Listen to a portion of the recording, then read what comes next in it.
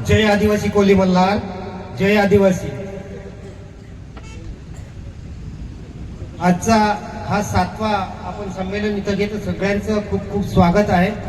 आजच्या कार्यक्रमाचे अध्यक्ष श्री अविनाश सुतार साहेब, आपले प्रमुख पाहुणे माननीय श्री विलास तरे साहेब, माननीय श्री राजेश पाटील साहेब, नरेंद्र काळेजी, किसन जाधव, योगेशजी, कृषी उत्पन्न बाजार समिती भिवंडीचे अनंत पाटीलजी, नाना झळकेजी, पांडुरंग बेलकरजी, अशोक भोईर, स्नेहलता सातवी मॅडम, गडद मॅडम आणि मंचावरील सगळेच मान्यवर, सगळेच भाऊ बहीण, सगळेच बांधव, आज आपण 7व्या मेळाव्यात इथं आपण उपस्थित आहात। आतापर्यंत आपले 6 मेळावे झाले। पहिला आंबेघर, दुसरा चनेमान कंचाड येथे, तिसरा दुगाडफाटा भिवंडी, चौथा आणि 5वा कोंडगाव खरसोडला झाला, 6वा सातिवली येथे झाला आणि 7वा इथं आपण आज साजरा करत आहे। वास्तविक पाहता आपण मेळावे का घेतो, का घ्यायला पाहिजेत, आपली दिशा काय असायला पाहिजे, ह्या बाबतीत आपण चर्चा व्हायला पाहिजे। मुळात आदिवासी कोली मल्हार आपण काय किती प्रमाणात संघटित आहेत, कशा प्रमाणात संघटित व्हायला पाहिजे ह्याची चर्चा व्हायला पाहिजे। आज बघितलं तर आपण स्वातंत्र्य मिळाल्यानंतर आपल्याला जो 30 नंबरला कोडिंग केलं गेलं कोळी मल्हार म्हणून, त्यानंतर आपलं संघटन त्या पद्धतीने झालेलं दिसत नाही। आपल्या अडचणी अनेक आहेत, आपली अस्तित्व अलग आहे, आपलं ओळख वेगळे आहे। ते टिकवायच्या दृष्टीने काय संघटन केलेलं आहे, त्या संघटनेच्या बाबतीत आज इथं आपण मेळाव्यात चर्चा करणार आहेत।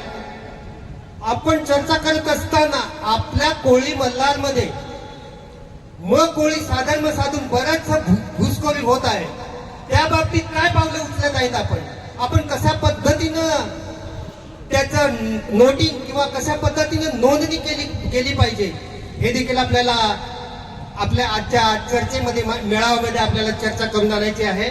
आपल्या रूढी परंपरा काय आहेत, आपल्या भाषा काय आहे, आपलं राहणीमान कसं आहे, ज्या 45 जमाती आहेत त्याच्यामध्ये आपलं वेगळंपण आहे। आपण सगळे आदिवासीच आहेत, कुठे असं काय वेगळं हे न करता आपलं सगळ्यांची सुसंवादित्व साधून आपली ओळख आपल्याला टिकवणं गरजेचं आहे। नाहीतर काय होईल, ज्या 45 जमाती आहेत त्यामध्ये आपलं असलेलं पॉप्युलेशन कंपॅरेटिव्हली कमी आहे, त्याचा कुठेतरी आपण योग्य असा पुढे घेत गेलं पाहिजे। ह्या दृष्टीने आपण आज चर्चा इथं करणार आहे आणि त्या दृष्टीने अनेक मान्यवर इथं वक्ते आलेले तर आपल्याशी चर्चा करतीलच। त्याचबरोबर आपल्या समाजातील शैक्षणिक स्पेस किंवा शैक्षणिक आपण किती त्याच्यामध्ये प्रगती केलेली आहे, सामाजिक आपला वसाहत टिकून मूळ साचा ब्रेक न करता आपण कशा पद्धतीने प्रगती करायला पाहिजे या बाबतीत देखील आपण आज इथं चर्चा घडवून आणायची आहे, चर्चा करायची आहे। ह्यामध्ये महिलांचं स्थान काय असेल, येणाऱ्या अडचणी काय आहेत, की येणाऱ्या अडचणीमध्ये मला वाटतं आता सेन्सस येत आहे, तर सेन्सस मध्ये आपली नोंद कशा पद्धतीने व्हायला पाहिजे या बाबतीत देखील आज आपण आपल्या मेळाव्यामध्ये चर्चा झाली पाहिजे। आपल्या अडचणी अनेक आहेत की आता पालघर आणि ठाणे जिल्हा म्हटला तर मल्हार कोळी हा साधारणतः ह्याच पट्ट्यात आहे, परंतु आजच्या काळात मोठा प्रश्न उद्भवलेला आहे का बाकीच्या जिल्ह्यांमध्ये पण संख्या दिसून येते, तर हे शोध घेणं खूप गरजेचं आहे। आजच्या हा महामेळाव्यामध्ये आपण ह्या सगळ्या विषयांवरती चर्चा अतिशय चांगली होणार आहे आणि त्या दिशेने असायला पाहिजे। ह्या पद्धतीनेच आजची आपण चर्चा नेटत जाऊ। आपण कोळी मल्हार म्हणून आपलं कुठेही डॉक्युमेंटेशन किंवा नोंद फारशा प्रमाणात आढळत नाही, तर आपण ज्या वेगवेगळ्या स्तरावरती मीटिंग घेतल्या त्यामध्ये चर्चा हीच आहे की आपलं डॉक्युमेंटेशन व्हायला पाहिजे।